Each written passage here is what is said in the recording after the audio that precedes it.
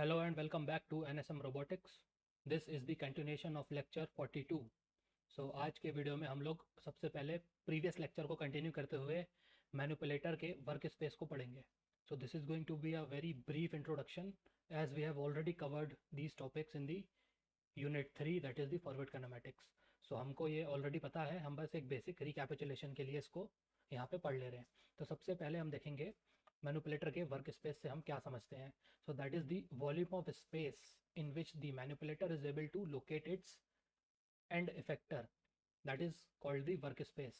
So अगर आपके पास एक n डिग्री ऑफ फ्रीडम का मैनिपुलेटर है, so यहाँ पे हम एग्जांपल के लिए एक 2 degree of freedom manipulator consider कर लेते हैं. so इसका जो एंड इफेक्टर पॉइंट है, ये वाला पॉइंट, इस पॉइंट को हमारा मैनिपुलेटर 3D स्पेस में कहीं भी प्लेस कर सकता है. सो उस एंटायर वॉल्यूम ऑफ स्पेस को in which the manipulator is able to locate its end factor, इस पूरी वॉल्यूम ऑफ स्पेस को ही हम अपने मैनिपुलेटर का वर्क स्पेस बोलते हैं. इसको कई जगह पे वर्क वॉल्यूम भी बोला जाता है. ठीक है. So work space is the function of the inverse kinematic solution.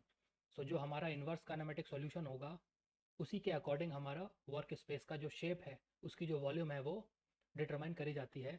साथ ही साथ हमारा जो वर्क स्पेस का शेप है, वो हमारे जॉइंट रेंज का भी एक फंक्शन होता है. तो हमारे जो जॉइंट्स हैं, उनकी रेंज ऑफ मोशन कितनी है, उस पर भी हमारे वर्क स्पेस का शेप डिपेंड करता है. सो जैसे हम ऑलरेडी जानते हैं वर्क स्पेस के types. So generally work space को 2 कैटेगरीज में डिवाइड किया जाता है. First one is the reachable work space. It is represented by RWS. सो ये हो गया रीचेबल वर्क स्पेस. सेकेंड जो हमारी सब कैटेगरी होती है वर्क स्पेस की, that is the dexterous work space, represented by DWS. So सबसे पहले हम देख लेते हैं कि रीचेबल वर्क स्पेस क्या होता है. सो जो हमारा रीचेबल वर्क स्पेस है, दैट इज़ द रीजन और the volume that can be reached by the origin of the end effector frame with at least one configuration. सो कोई भी अगर आपका मैनिपुलेटर है, उसका जो एंड इफेक्टर का पॉइंट है, ये हमारे वर्क स्पेस को at least a minimum of 1 configuration से अगर रीच कर सकता है, सो उस एंटायर वॉल्यूम को हम क्या बोलते हैं, हम उसे रीचेबल वर्क स्पेस बोलते हैं. सो अगर मैं आपको एक 2 डिग्री ऑफ फ्रीडम रोबोट के एग्जांपल से बताऊं, सो अभी हम अपने प्रीवियस वाले एग्जांपल को रीड्रॉ कर लेते हैं. So this is the ground link, this is link 1 and this is link 2. सो ये हो गया अपना लिंक 1, ये हो गया लिंक 2, और ये हो गया एंड इफेक्टर. तो अगर ये हमारा 2 डिग्री ऑफ फ्रीडम रोबोट है, so this link can move in this direction, और हमारा लिंक 2 इस तरीके से मूव कर सकता है. सो एंटायर 2D में, बिकॉज ये 2D का रोबोट है, तो यहाँ पे 2D स्पेस में मोशन होगी. सो ये जो 2D प्लेन में मोशन है, इसमें ये जितना भी पॉइंट्स हैं जिसको हमारा manipulator is able to reach in at least 1 configuration, इस पूरे के पूरे रीजन को हम रीचेबल वर्क स्पेस बोलते हैं. ठीक. सो आप कह सकते हो हमारे वर्क स्पेस की जो आउटर बाउंड्री है, that forms the reachable workspace, because in that the end effector frame can be reached in at least one configuration. So जैसा कि आपको पता है, मैनिपुलेटेबिलिटी is very poor because only one configuration is allowed. एक ही configuration में आप इस particular point को या इस पर्टिकुलर पॉइंट को या इस पर्टिकुलर पॉइंट को रीच कर सकते हो. Therefore the manipulability is very poor. क्योंकि आप फॉर एग्जांपल इस पॉइंट को अगर आपको रीच कराना है, so your manipulator has to be like this only, इस कॉन्फ़िगरेशन में रीच करेगा. ठीक. देयरफॉर आप इस पॉइंट को ओनली वन पर्टिकुलर कॉन्फ़िगरेशन में ही रीच करा सकते हो. देयरफॉर जो डेक्सटेरिटी है, जो प्रैक्टिकलिटी है, और जो मैनिपुलेटेबिलिटी है, वो बहुत ज़्यादा पुअर है. And this is not a very much practical importance. ठीक है. इसी के साथ सेकंड जो हमारा आता है सब category, that is the dexterous workspace. So this is the space or the region or the volume where the manipulator's end effector frame can reach every point from all the configurations.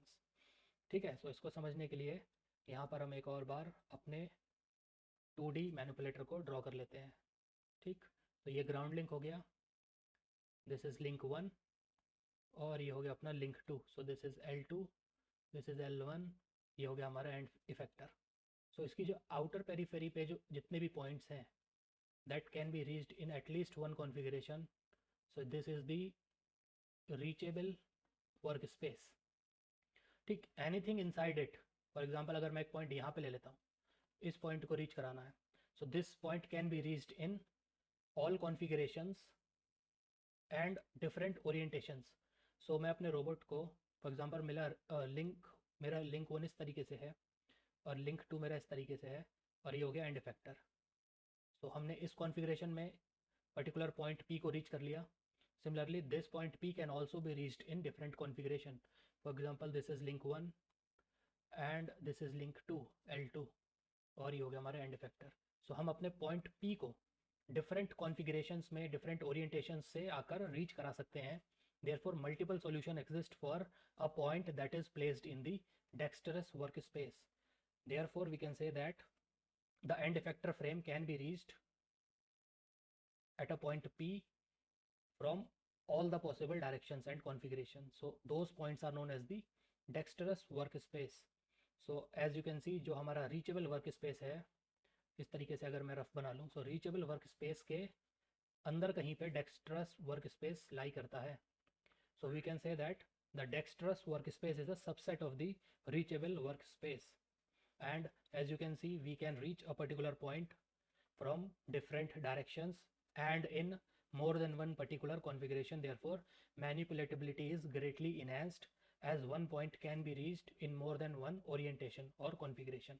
Therefore it is of very much practical usage, because in real life हमको क्या करना पड़ता है, एक particular point को different orientations में different configuration में reach कराना पड़ता है.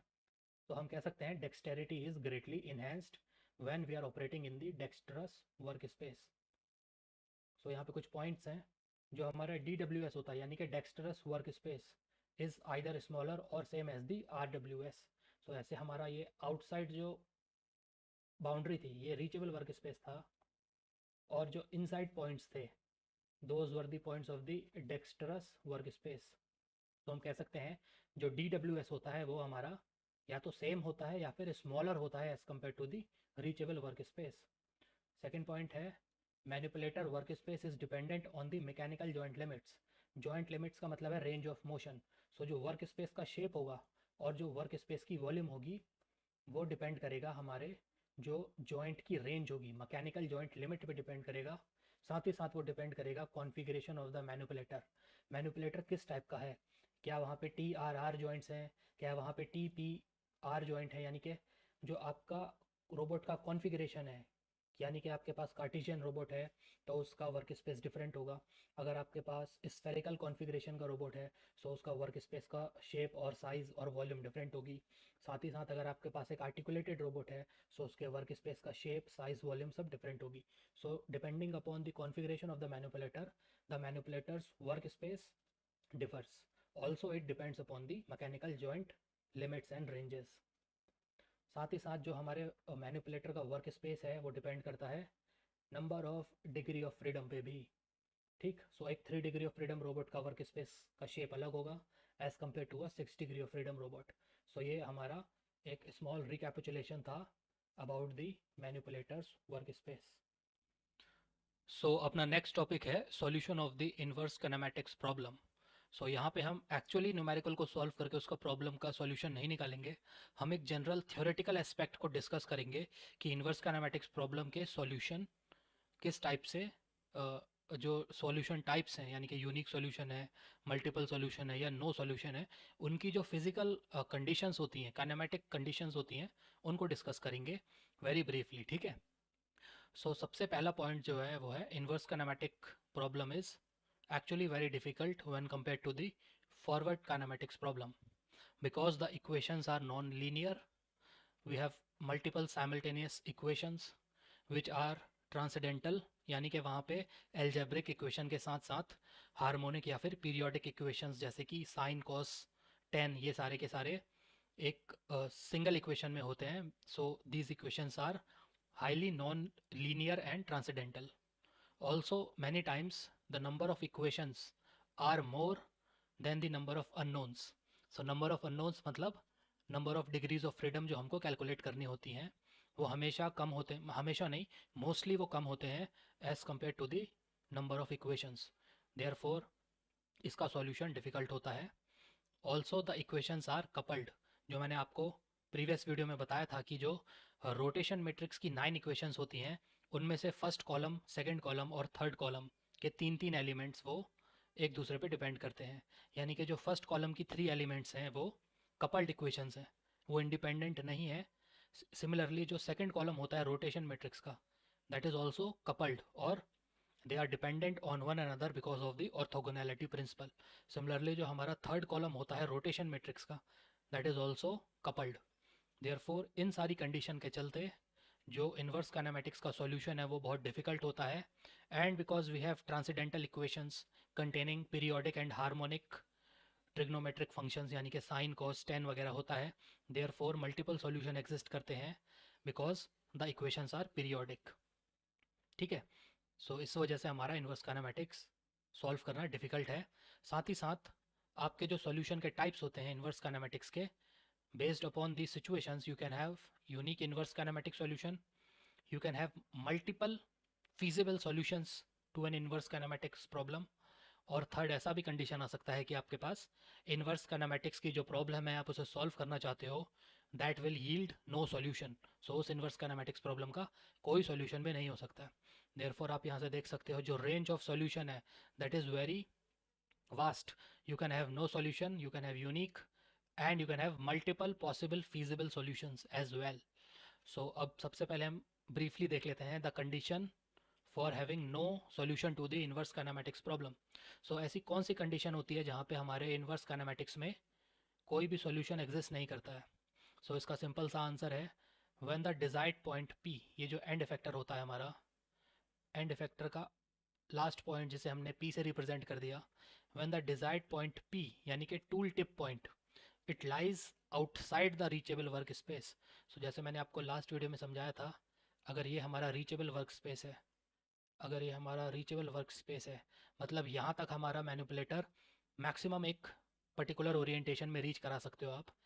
ठीक, सो अगर रीचेबल वर्क स्पेस के भी आउटसाइड एक पॉइंट है, सपोज ये मेरा पॉइंट है, मेरे को इसको रीच कराना है, सो ये तो फिजिकल पॉसिबल ही नहीं है कि मेरा रोबोट रीचेबल वर्क स्पेस के भी बाहर आके इस पॉइंट को रीच करे, एंड इफेक्टर को। मतलब मेरे रोबोट का एंड इफेक्टर इस पॉइंट को रीच कभी नहीं कर सकता है because of the physical construction of the robot. हमारा robot maximum reachable work space तक ही रीच कर सकता है या फिर इसके अंदर के किसी पॉइंट को रीच कर सकता है जिसको हम डेक्स्टरस वर्क स्पेस बोलते हैं। आउटसाइड दिस हमारा रोबोट रीच नहीं कर सकता है। सो नो सॉल्यूशन कब होगा? When the desired point P यानी कि tool point is lying outside the reachable work space. So जब हमारा पी इनसाइड होगा रीचेबल वर्क स्पेस का, then also not all orientations are realizable. ठीक, unless P lies within the dexterous work space. So इसका मतलब ये है कि अगर हमारा पॉइंट पी है वो रीचेबल वर्क स्पेस के बाहर है तब हमारा नो सॉल्यूशन होगा। सेकंड, अगर हमारा point P reachable work space के अंदर है तब भी ज़रूरी नहीं है कि आपके पास सॉल्यूशन आए, in that case also you can have no solution. So guarantee कब होगी पर्टिकुलर सॉल्यूशन की? अगर आपका जो पॉइंट पी है, if this is lying inside the dexterous work space, then you can expect a particular solution. So when the point P lies inside the dexterous workspace, then you can expect a solution to the inverse kinematics problem. Otherwise, if the point P is lying outside the reachable workspace, we have no solution. So अब हमें देखना है finite number of possible solution वाला case, यानी कि आप इसे कह सकते हो you can have multiple feasible solutions। ये कब होते हैं? So for a manipulator to have all position and orientation solution, the number of degree of freedom must at least match the number of independent constraints. So अगर हमारे independent constraint degree of freedom के equal हैं, then we can expect finite number of feasible solutions। यानी कि आप कह सकते हो कि multiple solution आपके पास, multiple feasible solutions आपके पास होंगे when the degree of freedom is equal to the number of independent constraints. So इसके लिए हम एक जनरल डेक्स्टरस मैनिपुलेटर को इसका एग्जांपल लेके इसको समझने की कोशिश करते हैं। सो एक जनरल डेक्स्टरस मैनिपुलेटर में जो डिग्री ऑफ फ्रीडम होती हैं that is equal to 6। So degree of freedom is always 6 और even more than that.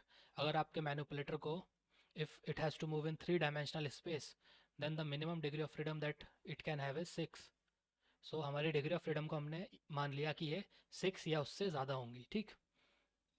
So for other manipulators with degree of freedom more or less than 6, the solutions are much more complex and must be analyzed on individual basis using a combination of different approaches. ठीक. सो अगर आपके manipulator की degree of freedom 6 है तो इसका solution आप expect कर सकते हो. The analysis is simple. But ऐसे मैनिपुलेटर्स जहाँ पे degree of freedom is more than 6 और the degree of freedom is less then 6, in those circumstances the solution is more complex and it usually requires the combination of different approaches. So ये continuation है. So सबसे पहले हम discuss करेंगे manipulators with degree of freedom less than 6. ऐसे manipulator जिनकी degree of freedom 6 से कम है. For example SCARA robot. So in such manipulators the number of equations are more than the number of unknowns. Number of unknowns क्या होंगे? Number of unknowns होंगी हमारी degree of freedom. सो अगर हमने 4 degree of freedom को स्कारा robot को consider करा है, so the number of unknowns and that is 4, but the number of independent equations are 6. ठीक. So in such a situation the number of equations are more than the number of unknowns. So इस type के manipulators को हम बोलते हैं over determined manipulators, because यहाँ पे हमारी इक्वेशंस ज़्यादा हैं और हमको जो अननोन फाइंड करने हैं वो कम है. So these manipulators are not able to attain the desired position and orientation in 3D space. ठीक. अब हम डिस्कस करेंगे केस अपना manipulator with degree of freedom more than 6.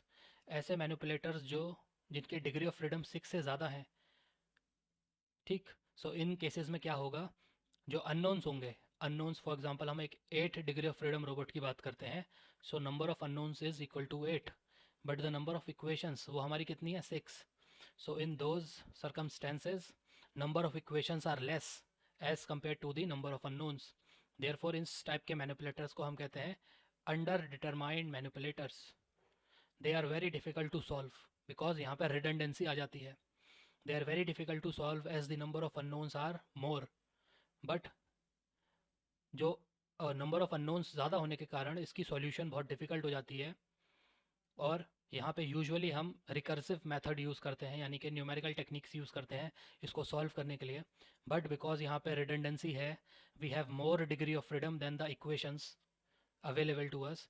Therefore यहाँ पे इस टाइप के मैनिपुलेटर्स की डेक्सटेरिटी बहुत ज़्यादा इन्हेंस्ड होती है और इनकी मोबिलिटी भी इन्हेंस्ड होती है. देयरफॉर जो स्पेस रोबोट्स होते हैं, फॉर एग्जांपल जैसे हमने अपने इंटरनेशनल स्पेस स्टेशन पे देखे हैं, वहाँ पे जहाँ पे हमें मोबिलिटी और डेक्सटेरिटी ज़्यादा चाहिए, in that situation we utilize the manipulators with degree of freedom more than 6. अब केस आता है ऐसे मैनिपुलेटर्स जहाँ पे degree of freedom is equal to 6, यानी कि जो हम मैक्सिमम यूज़ करते हैं इंडस्ट्रियल रोबोट्स उनमें degree of freedom is equal to 6.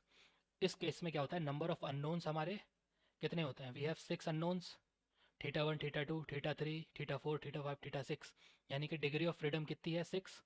और नंबर ऑफ इंडिपेंडेंट इक्वेशंस भी कितनी होती है हमारे पास? 6. Therefore we say that for manipulators with degree of freedom equal to 6, the number of unknowns is equal to the number of equations. Hence these manipulators are solvable. But obviously because this is inverse kinematics, the mathematics is difficult, but these are solvable. आप सारी की सारी joint space के लिए इस manipulator को solve कर सकते हो. देयरफॉर मैक्सिमम इंडस्ट्रियल रोबोट्स हमारे जो होते हैं वो 6 डिग्री ऑफ फ्रीडम के बनाए जाते हैं. सो अब हम अपना केस डिस्कस करेंगे जहाँ पे वी हैव मल्टीपल सॉल्यूशंस. सो अभी तक हमको ये पता है कि इन्वर्स काइनेमेटिक्स में वी हैव मल्टीपल सॉल्यूशंस. सो अब हम ये देखेंगे कि मल्टीपल सॉल्यूशंस होते क्यों हैं. बिकॉज हम बेसिकली 3 रीजंस होते हैं जिसकी वजह से इन्वर्स काइनेमेटिक्स में we have multiple solutions. So first reason is the parallel axes of 2 consecutive revolute joints. So अगर हमारे रोबोट में कोई भी 2 रेवोल्यूट जॉइंट्स हैं, इनकी एक्सेस अगर पैरेलल है तो हमारा इन्वर्स काइनेमेटिक्स में मल्टीपल सॉल्यूशंस होगा. फॉर एग्जांपल आपके पास इस टाइप से रेवोल्यूट जॉइंट्स हैं. ये एक लिंक हो गया, ये हो गया second link. So this is second link. So ये हो गई हमारी axis 1 and this is the axis 2. both axes are parallel to one another. Therefore इस केस में you will have multiple solutions because the 2 consecutive revolute joints have the parallel axis. जो second reason है multiple solutions होने का, that is the presence of trigonometric functions. जो अब आप inverse kinematics की इक्वेशन सॉल्व करोगे, सो वहाँ पे sine theta, cos theta, tan theta ये सब बहुत फ्रीक्वेंटली मिलेगा। These are trigonometric functions that operate in periods. So उसकी वजह से हमारे को मल्टीपल सॉल्यूशन मिलेंगे। थर्ड रीज़न है for having multiple solutions in the inverse kinematic solution is the process of DH parameter table formation. जब हम DH पैरामीटर का टेबल बनाते हैं, सो वहाँ पे हम कोशिश करते हैं मैक्सिमम जो हमारे DH पैरामीटर्स टेबल हैं उनको ज़ीरो पुट करने के लिए।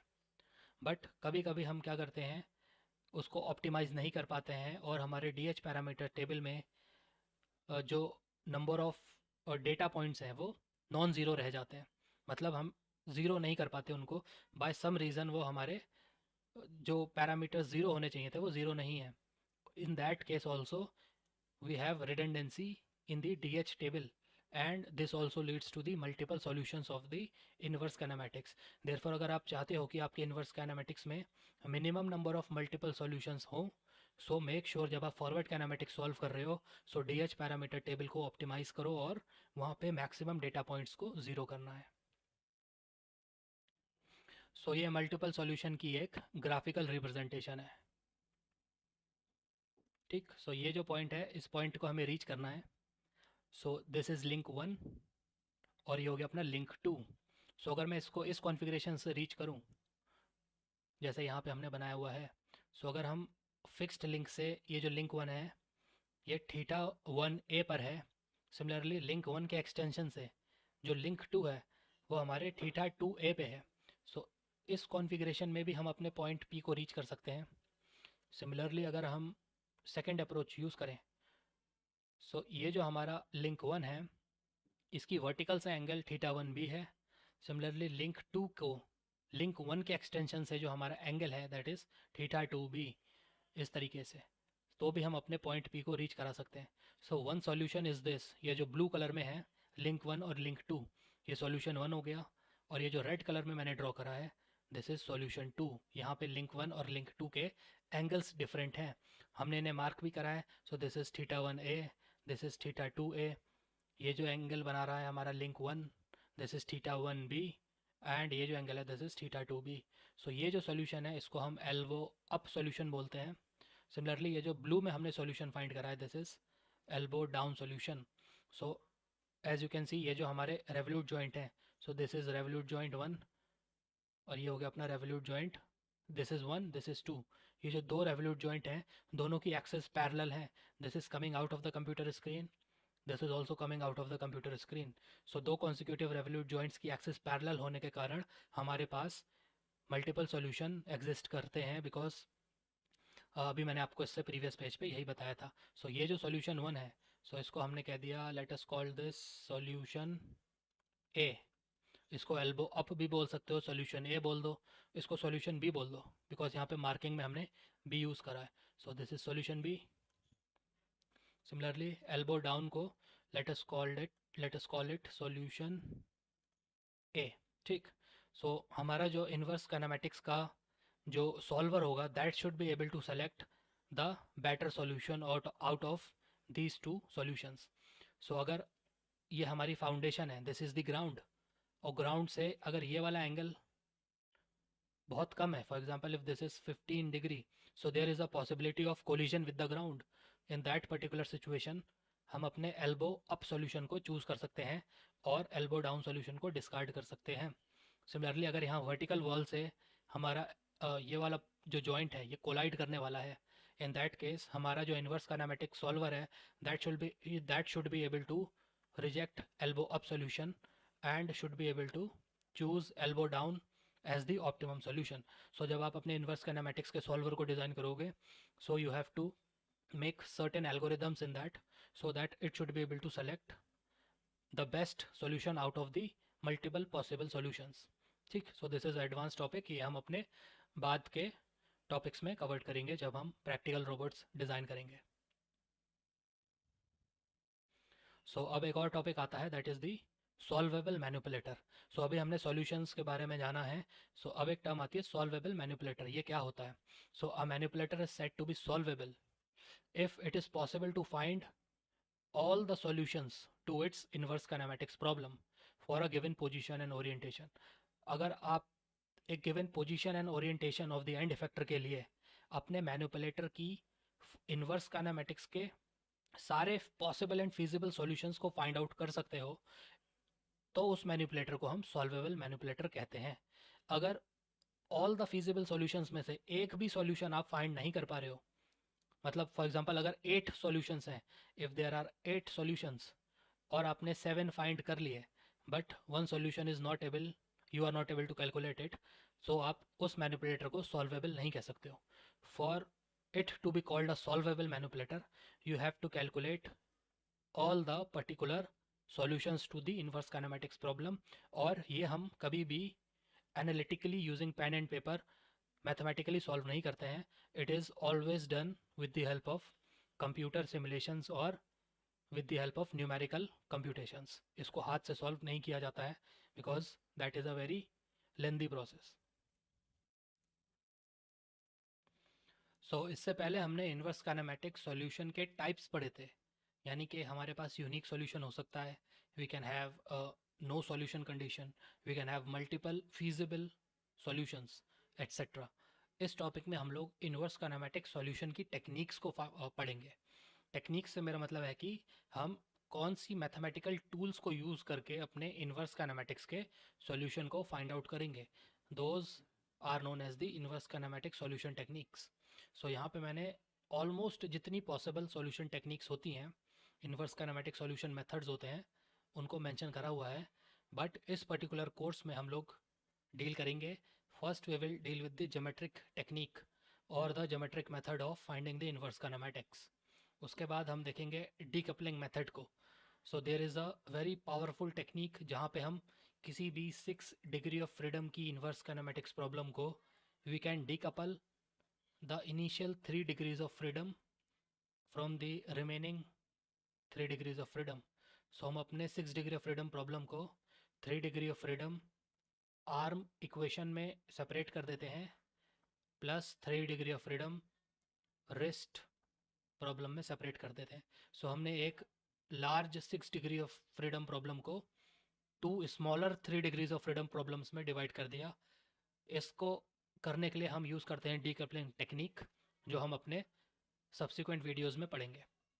Third inverse kinematic solution method होता है हमारा इनवर्स ट्रांसफॉर्मेशंस का। यहाँ पे हम मैट्रिक्स इन्वर्जन टेक्निक का यूज़ करते हैं।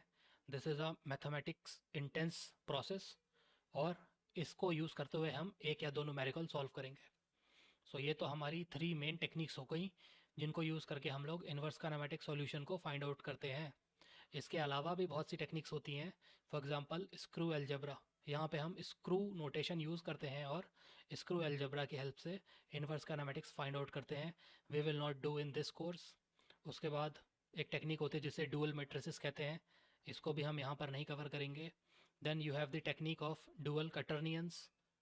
डुअल क्वाटर्नियंस ये भी हम यहाँ पे कवर नहीं करेंगे, बट यहाँ पे मेंशन करी गई हैं सो दैट आपको पता हो कि there are multiple methods by which we can solve a particular inverse kinematics problem। now हमारे पास आती हैं iterative approaches और iterative methods, जिसको हम numerical techniques भी बोलते हैं। यहाँ पर हम कंप्यूटर सॉफ्टवेयर की हेल्प से अपने जो इनवर्स काइनेमेटिक्स प्रॉब्लम है उसको रिकर्सिवली सॉल्व करते हैं। और लास्ट में हमारे पास आते हैं सॉफ्टवेयर पैकेजेस जैसे कि मैटलैब, ROS2 एंड रोबोडी के। ये कमर्शियली अवेलेबल सॉफ्टवेयर्स हैं। इनमें हमारे इनवर्स काइनेमेटिक्स के सॉल्वर इनबिल्ट होते हैं और we can use one of दो solvers to solve our particular inverse kinematics problem. ये तो हो गए हमारे इनवर्स काइनेमेटिक्स के सॉल्यूशन मेथड्स या फिर solution techniques.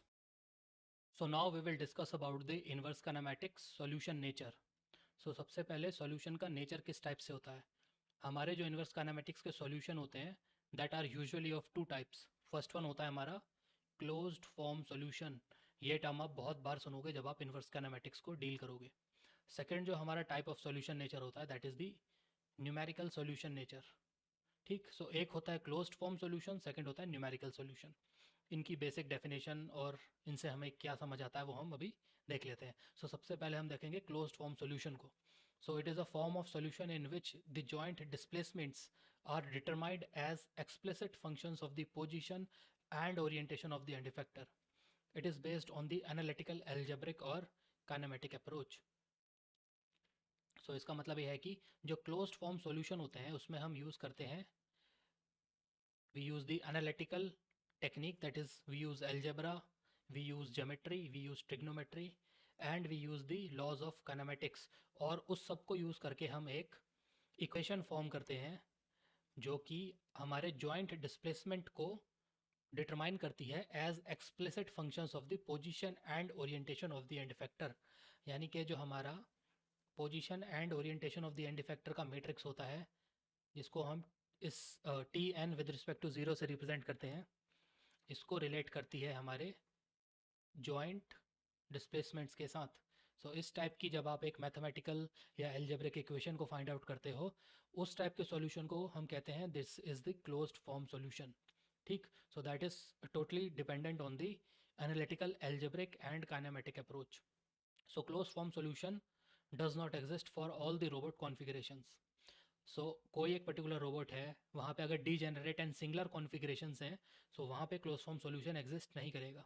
So this is a point to be remembered, that the close form solution does not exist for all the robot configurations.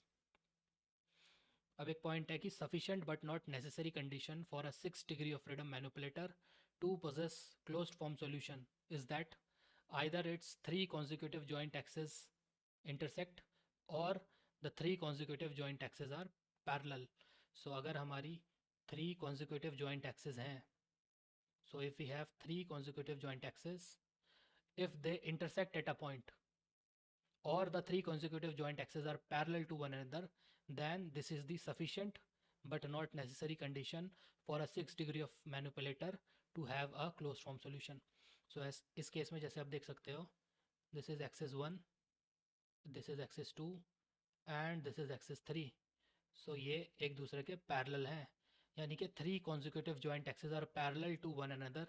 Therefore this is sufficient but not necessary condition for the 6 degree of freedom manipulator to possess closed form solution.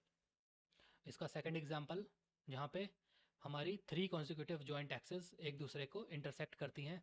सो उसका example अगर मैं लूँ, सो जैसे हम एक wrist बनाते हैं, spherical wrist. सो जैसे आप एक स्फेरिकल रिस्ट बनाते हो, उसमें हमारी तीनों की तीनों जॉइंट एक्सेस एक दूसरे को इंटरसेक्ट करती हैं। So this is joint axis 1, this is joint axis 2 and this is joint axis 3।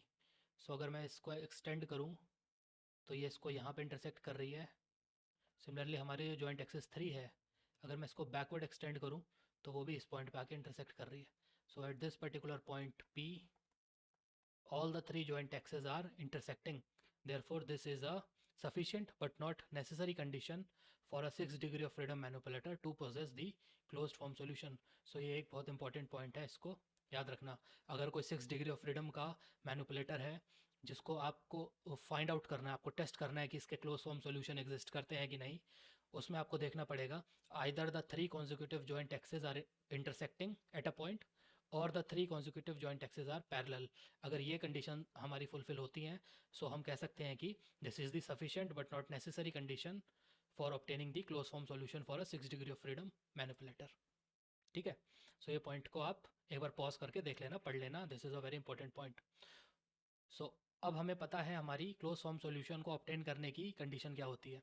इसी की वजह से almost every modern industrial manipulator is made to satisfy the condition for obtaining the close form solutions. ठीक, इसलिए आप देखते हो जो आज के मॉडर्न इंडस्ट्रियल मैनिपुलेटर्स हैं, उनकी डिज़ाइनिंग इस तरीके से होती है कि we are easily able to calculate the close form solutions, because close form solution को फाइंड आउट करना algebraically and mathematically is very simple as compared to other approaches.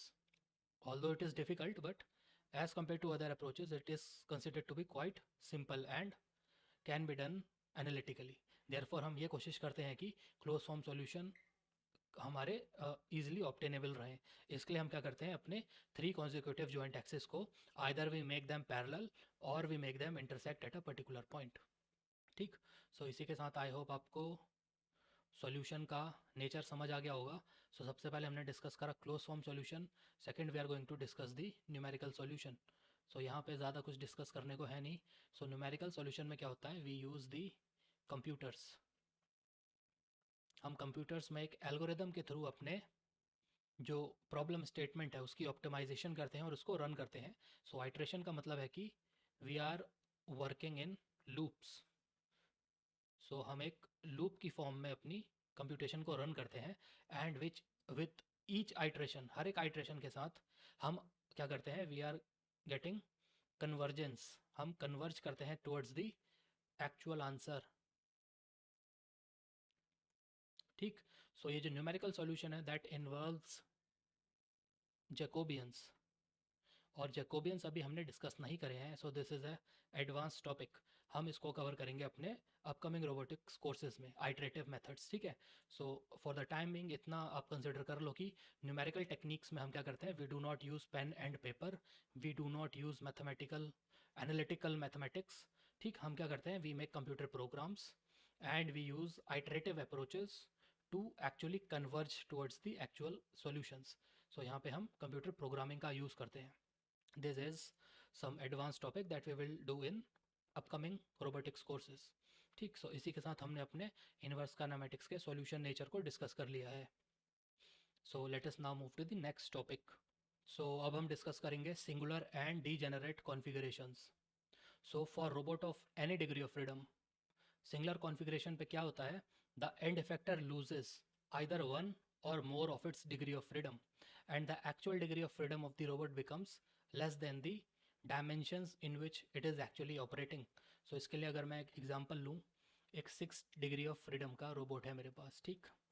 सो क्या होगा, कुछ ऐसी कॉन्फ़िगरेशंस होंगी, कुछ ऐसे जॉइंट के पैरामीटर्स होंगे, अगर मैं वो अपने रोबोट को देता हूँ, so my robot is not able to move to that particular position and orientation of the end effector. उसका मतलब है कि कुछ ऐसे पॉइंट्स हैं, कुछ ऐसे जॉइंट डिस्प्लेसमेंट्स हैं जहाँ पर हमारा रोबोट रीच नहीं कर सकता है। मतलब जो एंड इफेक्टर का पॉइंट है वो उस पर्टिकुलर पोजीशन एंड ओरिएंटेशन को रीच करने में फेल हो जाएगा। Those configurations are known as the singular configurations. और सिंगुलर कॉन्फ़िगरेशंस में क्या होता है, वन और more of the degree of freedom of the robot becomes irrelevant. वहाँ पे उसकी यूजेबिलिटी ख़त्म हो जाती है। ठीक है। और जब वन और मोर डिग्रीज ऑफ फ्रीडम यूजेबल नहीं रह जाती हैं, सो हमारा जो रोबोट है that will start operating in a dimension that is less than the degrees of freedom. So for example हमारा 6 डिग्री ऑफ फ्रीडम का रोबोट है, सपोज 1 डिग्री ऑफ फ्रीडम हमारी इररेलेवेंट बन गई बिकॉज सिंगुलर कॉन्फ़िगरेशन पे हमारी कुछ डिग्रीज ऑफ फ्रीडम अपनी यूजेबिलिटी लूज़ कर देती है। सो फॉर एग्जांपल हमारा 6 डिग्री ऑफ फ्रीडम का मैनिपुलेटर है, because of singular configuration let us assume that 1 degree of freedom is useless now, so हमारा robot is going to operate in 5 degrees of freedom। so this is a 5 dimensional space। so हमारा robot 5 degrees of freedom में operate करेगा, that is actually less than the maximum degrees of freedom in which it can operate। so इसी type की configurations को we call it the singular configurations. और ये जो points है जहाँ पे हमारी सिंगुलर कॉन्फ़िगरेशन रीच होगी, इन पॉइंट्स को we call it the points of singularity. So इनको सिंगुलैरिटी कहते हैं। At singularity the kinematic equation becomes linearly dependent. All the equations become linearly dependent. और आपको पता है जब हमारी इक्वेशंस एक दूसरे पे डिपेंड करेंगी, देन हमारे जो डिग्रीज ऑफ फ्रीडम है दोज विल बिकम इररेलेवेंट और दोज विल बिकम रिडंडेंट। ठीक है। सो यहाँ पे क्या होता है, सिंगुलैरिटी पे जो काइनेमेटिक इक्वेशंस हैं दे becomes linearly dependent and some of the solutions out of the total possible solutions they become undefined। so at singularity what is happening is the solutions to the inverse kinematics becomes undefined। ठीक। so by common sense हमें ये पता चलता है कि हमें singular points को avoid करना चाहिए बिकॉज वहाँ पे solutions become undefined and few of the degrees of freedom becomes unusable। So singular configurations होती क्यों हैं? सो इसके दो मेन रीजंस हैं। So if you are getting a singular configuration then there is a high chance that either two axes of the prismatic joints become parallel. So आपके पास एक robot है जिसमें प्रिज्मेटिक जॉइंट्स हैं। So if this is prismatic joint 1 and this is prismatic joint 2, सो ये हो गया P2। ठीक। और ये हो गया हमारा P1। सो ये हो गई P1 की axis and this is the axis of P2। सो अगर दो एक्सिस हैं आपके प्रिज्मेटिक जॉइंट्स की, so if two axes of any two prismatic joints become parallel, then that is going to result in a singularity. Similarly, agar two axes of revolute joints become identical, then that is also going to cause singularity. So जैसे हमारा एक revolute joint है like this, इस point पे एक joint है इस तरीके से, ठीक। so this is joint 1, so इसकी axis है like this. Similarly इसी जगह पे एक और हमारा revolute joint है like this, और इसकी भी एक्सेस इसी के ऊपर ओवरलैप कर रही है प्रीवियस एक्सेस के ऊपर। सो दिस इज एक्सेस 1 और यहाँ पे हो गई एक्सेस 2। दोनों की दोनों एक्सेस एक दूसरे पे ओवरलैप कर रही हैं। That means two axes of the revolute joints they become identical. So that is also going to cause singular configurations. So singular configurations must be avoided when you are designing the robot, because at singularity the solutions become undefined. So at singular configurations, velocity needed to move the end effector reaches infinity, and therefore the torques required to move the robot links, it also reaches infinity, and it is not mechanically possible to generate infinite velocity or infinite torques. Therefore हम अपने robot manipulator को इस तरीके से design करते हैं so that we are avoiding the singular configurations. To determine the singular configurations we use Jacobian. Jacobian का use करके हम सिंगुलर कॉन्फ़िगरेशंस को डिटरमाइन करते हैं। सो ये हम कवर करेंगे रोबोटिक्स 102, जो कि इन्वर्स काइनेमेटिक्स ख़त्म होने के बाद होगा। सो वहाँ पे हम manipulator differential motion and statics से स्टार्ट करेंगे। वहाँ पे हम जैकोबियन को स्टार्ट करेंगे और उसके एडवांस पार्ट में हम सिंगुलर कॉन्फ़िगरेशंस को डील करेंगे। ये बस यहाँ पे एक बेसिक इंट्रोडक्शन है, ठीक है। सो सिंगुलर कॉन्फ़िगरेशंस यूजुअली दो टाइप की हो सकती हैं। So first one is related to the work space boundary singularity, and second one is related to the workspace interior singularity. So जो boundary singularity है that is usually attached to the reachable workspace, और ये जो interior वाली singularity है that is usually for the domain of dexterous workspace. So this is just the introduction, जो हम इसका एडवांस पार्ट करेंगे रोबोटिक्स 102 में, वहाँ पे इसको थोड़ी और डिटेल्स में पढ़ा जाएगा।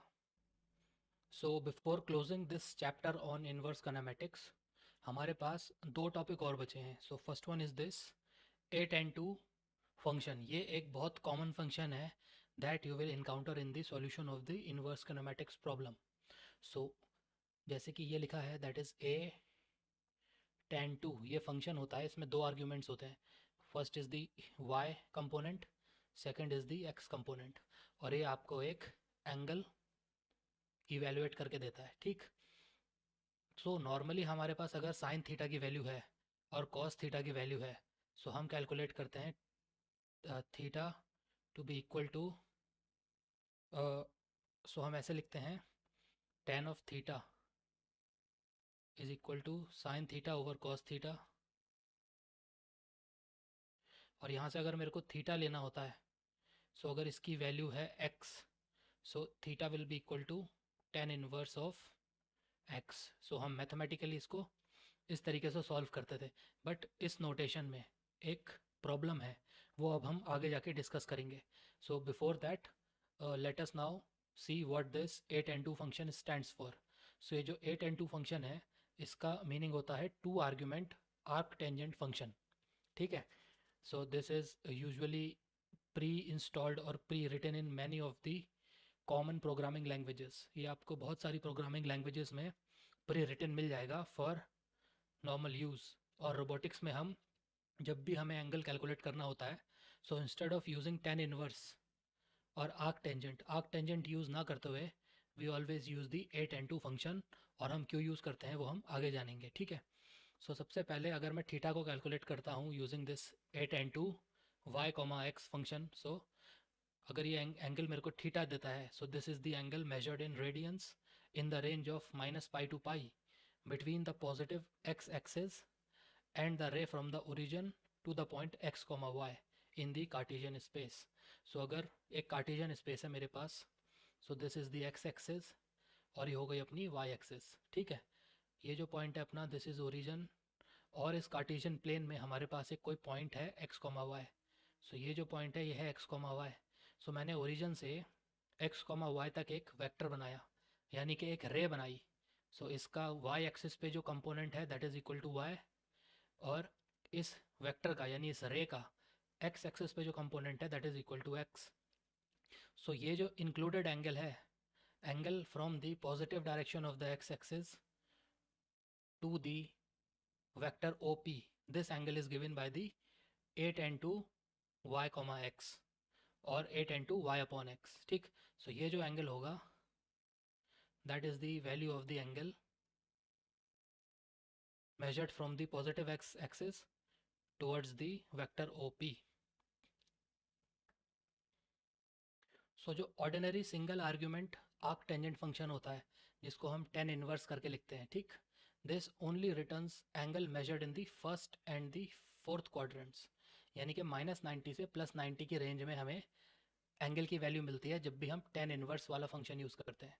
सो मैथमेटिक्स में जैसे हम tan इनवर्स y/x लेते हैं, इसकी जो भी वैल्यू आएगी that will be always from -90 to +90। ठीक है, सो -90 से +90 का मतलब है, सो दिस इज़ -90,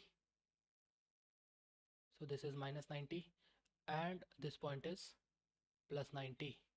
सो जो tan इनवर्स वाला फंक्शन है ये हमेशा हमको फर्स्ट क्वाड्रेंट और फोर्थ क्वाड्रेंट में ही वैल्यू देगा, हमको सेकंड क्वाड्रेंट और थर्ड क्वाड्रेंट में जो वैल्यू होगी वो कभी नहीं मिलेगी if we are using the normal tan inverse function.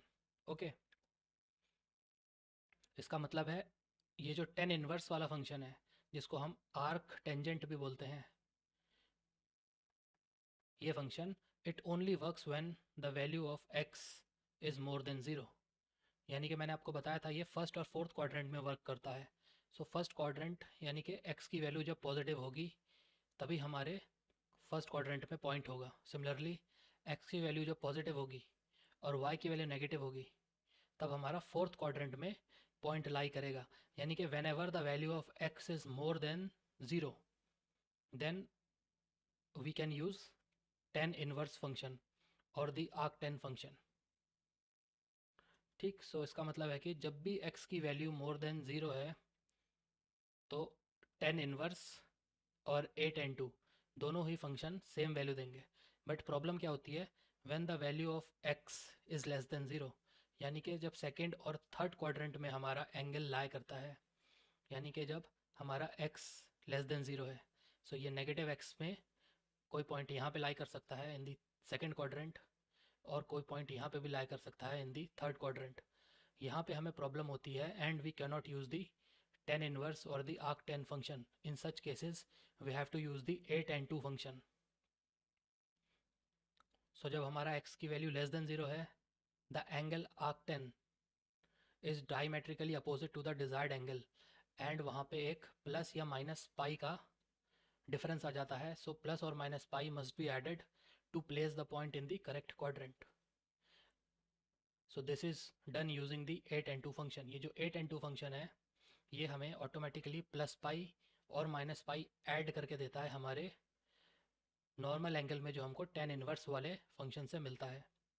ठीक, सो इस a tan 2 को, ये जो a tan 2 फंक्शन है, इस फंक्शन को यूज़ करके हमें अपने एंगल प्रॉपर माइनस पाई से प्लस पाई यानी कि minus pi to plus pi की रेंज में मिल जाते हैं और हमारा सेकेंड एंड थर्ड क्वाड्रेंट भी इन्वॉल्व हो जाता है। ठीक, सो अब आपको पता है why we use a tan 2 function. So a tan 2 function use करने से जो हमारा एंगल आ रहा है वो हमें फर्स्ट, सेकंड, थर्ड और फोर्थ क्वाड्रेंट चारों में मिल सकता है। बट अगर हम नॉर्मल tan इनवर्स वाला फंक्शन यूज़ करेंगे so we will always get the angle in either first or fourth quadrant. ठीक है, so in robotics you always have to use the a tan 2 function. So अगर मैं इसे mathematically लिखूँ, so a tan 2 y, x, इसकी value you can for your reference, अगर आप इसे अपने प्रोग्राम में इन्वॉल्व करना चाहते हो, सो आपके रेफरेंस के लिए मैंने a tan 2 फंक्शन की मैथमेटिकल डेफिनेशन लिख दी है। सो यहाँ पे इसको ज़्यादा एक्सप्लेन करने का कोई लॉजिक नहीं बनता, you can just have a look. और अगर आप कोडिंग करोगे सो यहाँ से आप इस फंक्शन को देखकर कोडिंग कर सकते हो। ठीक, ये जो SGN है, SGN stands for the signum function. So ये जो SGN है इसका मतलब है सिग्नम फंक्शन। ये और ये वाली जो लाइन है, this defines the signum function. So अगर सिग्नम फंक्शन x पे अप्लाई करते हैं, सो अगर x की वैल्यू मोर देन 0 है, so signum x will be equal to 1। If x is equal to 0 then signum x equal to 0। If x is less than 0 then signum x is equal to -1। ठीक है, so इस तरीके से signum function को हमने define करा है और ये हमारे 8n2 फंक्शन की मैथमेटिकल डेफिनेशन है, provided these conditions are met. So अगर आपको कोडिंग करनी है, सो आपके रेफरेंस के लिए आप यहाँ से 8n2 फंक्शन की डेफिनेशन को देख सकते हो। ठीक, सो ये एक पॉइंट है, we will always use the 8n2 function to solve the inverse kinematics, because 8n2 function हमको जो रिजल्ट देता है उसमें सेकेंड और थर्ड क्वाड्रेंट भी इन्वॉल्व होता है। अगर हम ओनली tan इनवर्स लेंगे, सो वहाँ पे जो हमें रिजल्ट मिलेगा वो हमेशा फर्स्ट और फोर्थ क्वाड्रेंट में ही मिलेगा। ठीक, देयरफॉर आप हमेशा 8n2 फंक्शन यूज़ करते हो। सो यहाँ पे मैंने एक छोटा कंपैरिजन चार्ट बना रखा है। सो यहाँ पे जो फर्स्ट कॉलम है, दिस रिप्रेजेंट्स द क्वाड्रेंट। सो ये first, second, third, fourth quadrant है। ये हो गई x की वैल्यू, ये हो गई y की वैल्यू। सो फर्स्ट क्वाड्रेंट में हमने एज्यूम करा है x 1 है, y 1 है। ठीक, सेकंड क्वाड्रेंट में x नेगेटिव हो गया, y पॉजिटिव हो गया। थर्ड क्वाड्रेंट में x भी नेगेटिव है, y भी नेगेटिव है। फोर्थ क्वाड्रेंट में x की वैल्यू पॉजिटिव है, y हमारा नेगेटिव है।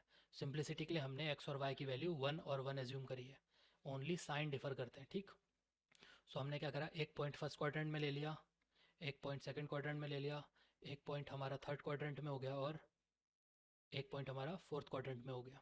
सो जब आप tan inverse y upon x लोगे, सो इनकी जो ये वैल्यूज़ हैं ये मैंने यहाँ पे मेंशन कर दी हैं।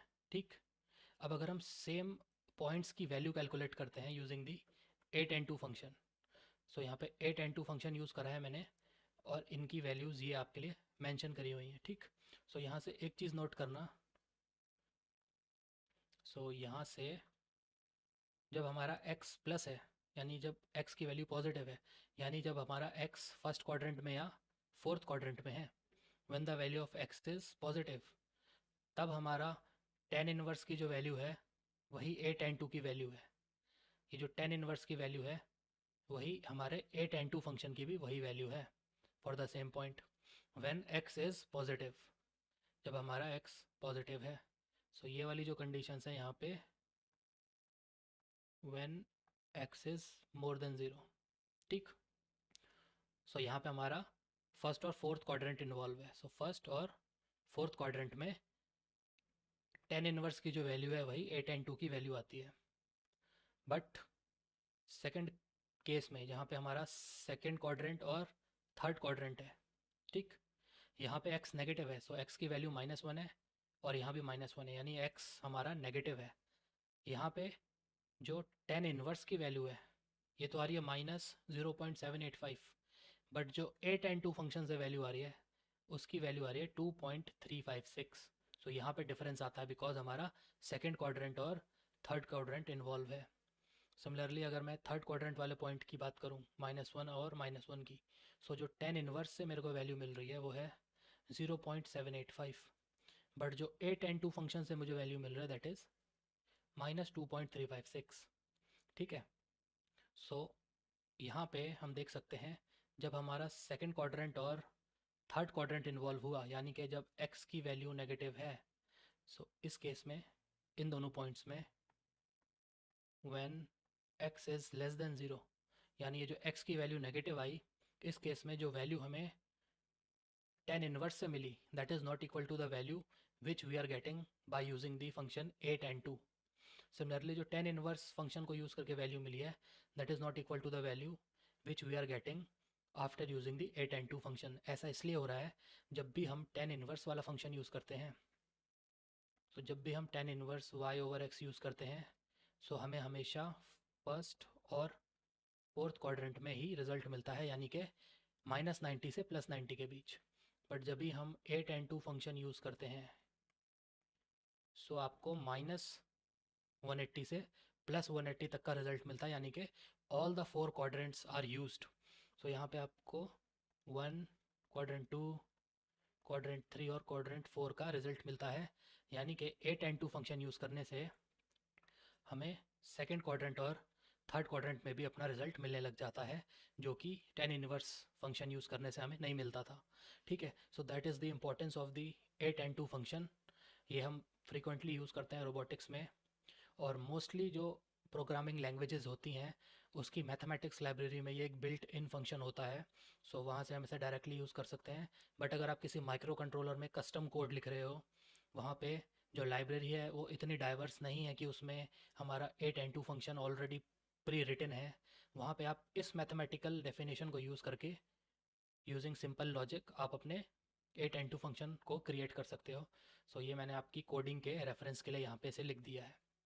ठीक है, सो अब हमारा एक और टॉपिक बचता है, और ये जो टॉपिक है इसमें कुछ समझाने के लिए नहीं है। यहाँ पे मैंने मेंशन करे हैं some common equations that are frequently used in inverse kinematics along with their solutions. So हमने इक्वेशंस को जनरल टर्म्स में कंसिडर करा है और उनके सॉल्यूशंस को भी यहाँ पे लिख दिया है। सो मैं आपको इक्वेशन दिखा दे रहा हूँ। मैथमेटिकली हम यहाँ पे इसे प्रूव नहीं करेंगे because this is the part of mathematics और हम अपने रोबोटिक्स का कोर्स कर रहे हैं। सो प्रूफ में यहाँ पे हमारा टाइम वेस्ट होगा। मैंने सिंपली ये जो इक्वेशंस हैं इनको लिखा है और इनके सॉल्यूशंस को मेंशन कर दिया है। ये हमारी कुछ कॉमन इक्वेशंस हैं जो कि इन्वर्स किनेमैटिक्स में बहुत फ्रीक्वेंटली हमें देखने को मिलती हैं। ठीक है, सो जब आप क्वेश्चन सॉल्व करोगे, न्यूमेरिकल सॉल्व करोगे इन्वर्स किनेमैटिक्स के, वहाँ पे क्या होता है, कई बार हमें ये इक्वेशंस के एग्जैक्ट सॉल्यूशन पता होने चाहिए। अगर आपको नहीं पता होंगे तो आप वहाँ पे पहले इक्वेशन का सॉल्यूशन फाइंड करोगे, फिर उस सॉल्यूशन को यूज़ करके आप इन्वर्स किनेमैटिक्स के आपके जॉइंट पैरामीटर से जॉइंट वेरिएबल्स को कैलकुलेट करोगे। ठीक, वहाँ पे बहुत ज़्यादा टाइम वेस्ट होता है, इसलिए कुछ स्टैंडर्ड इक्वेशंस और उनके सॉल्यूशंस मैं यहाँ पे मेंशन कर दे रहा हूँ। ठीक, हम यहाँ पे इनका प्रूफ नहीं करेंगे, ये डायरेक्टली मैंने आपके रेफरेंस के लिए मेंशन करा हुआ है, और आप इसको देख लेना पॉज करके। ठीक है, और मैं इसको फाइनल नोट्स में इन्वॉल्व कर दूंगा सो दैट आप इसका प्रिंट आउट ले सको। ये इक्वेशंस हैं, जब आप क्वेश्चन सॉल्व करोगे डायरेक्टली यहाँ से रिजल्ट इसका यूज़ कर सकते हो। ठीक,